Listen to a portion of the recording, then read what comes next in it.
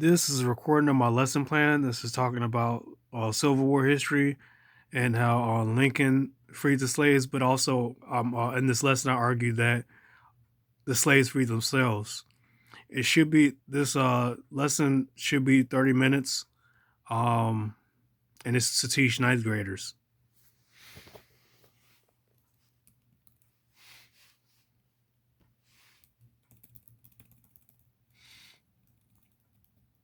So the standards are to evaluate the context of time and place as well as structural factors that influence historical developments.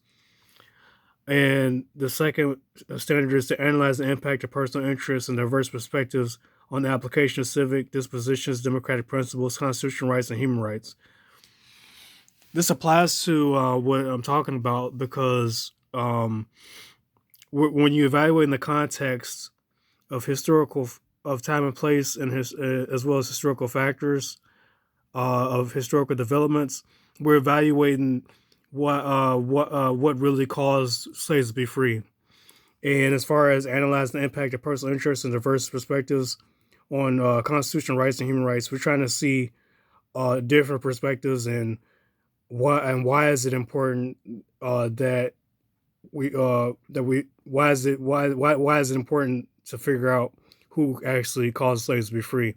And at the end of the day, I have a great understanding of both sides of the argument.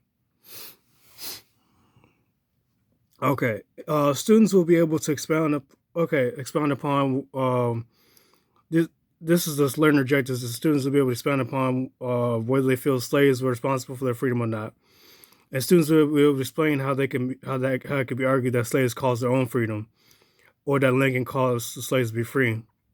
And I'm going to have the students debate towards the end of class, a short debate to see how much they learned and to defend their side of the argument. Also, say students will be able to recall information from the lecture because I'm going to lecture, and students will be able to define the following words. These are the words, the definitions that will be used in the lesson, and the tools that will be used are as follows.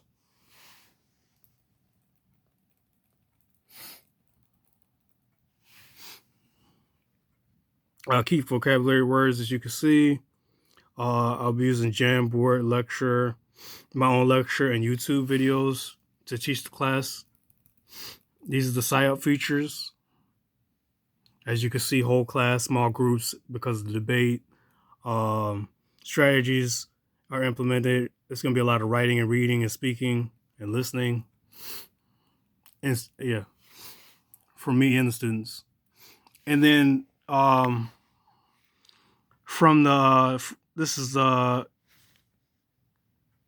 instructional sequence, and how I'm going to engage the students is I'm going to write on the board that slaves caused their own freedom, and then I will write a counter argument saying that Lincoln caused slaves to be free, and ask the students what they think about this, just to get their brains moving, to catch them by surprise by what I said, and because I want them to realize what they know may not be true, and what they think to be true, and then what they think they might be true may be true. I wanted to make them question things. I'm going to communicate the lesson to students. I then will explain the purpose of the lesson is to instruct the causation of freedom of the slaves in America.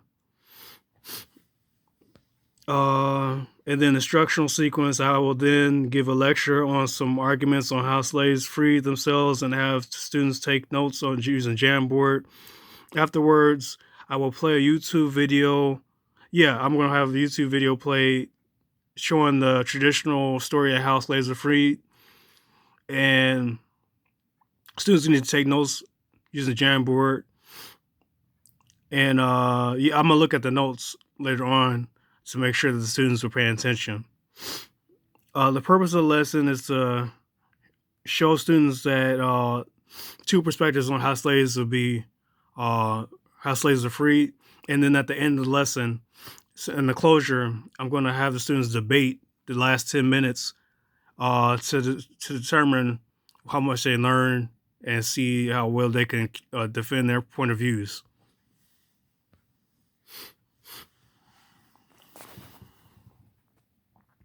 The instructional materials I'm using is Jamboard and YouTube. I didn't put lecture because that's not.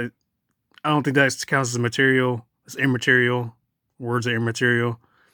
Uh, okay, and then the technology I'm using is YouTube videos.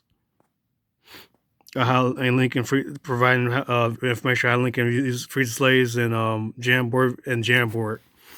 Safety in the physical environment. As far as that, there would be no physical contact necessary during debate. And uh, if it was a fire or fire drill, I have them titled X files, the files that contain students' grades and their health background. So if there was a fire, I will have the students' grades still intact, as well as health background for information for their safety. Top 1, 2, and 3. Top tier 1, tier. I mean, sorry, vocabulary word tier 1, tier 2, tier 3. How the words will be used.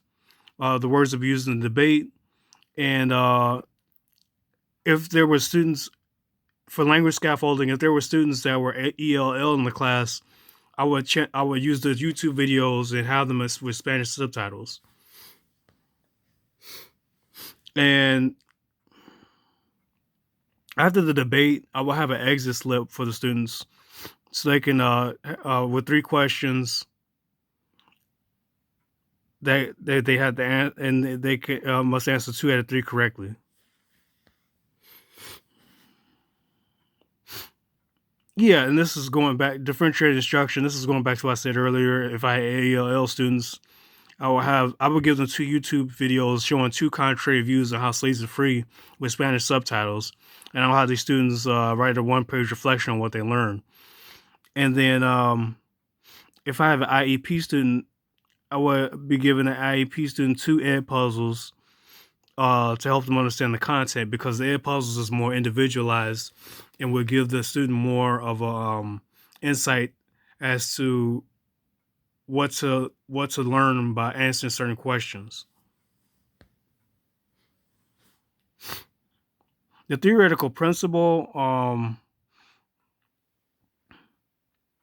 what I had to engage my students is to give them 2 conflicting sides of the narrative. So my basically what makes this work is information that most students most likely don't know. I'm taking advantage of what they don't know. So normally students hear that Lincoln freed the state slaves, and the advantage of this lesson is that it invites a new perspective on things and helps them to have something interesting to bring up in conversation later in the future. And then the common error that students usually take towards this is they think that the whole idea of slaves freeing themselves is a conspiracy theory, but it's not. And the way I can avoid this is by showing the primary sources and using some very persuading arguments to debunk this idea.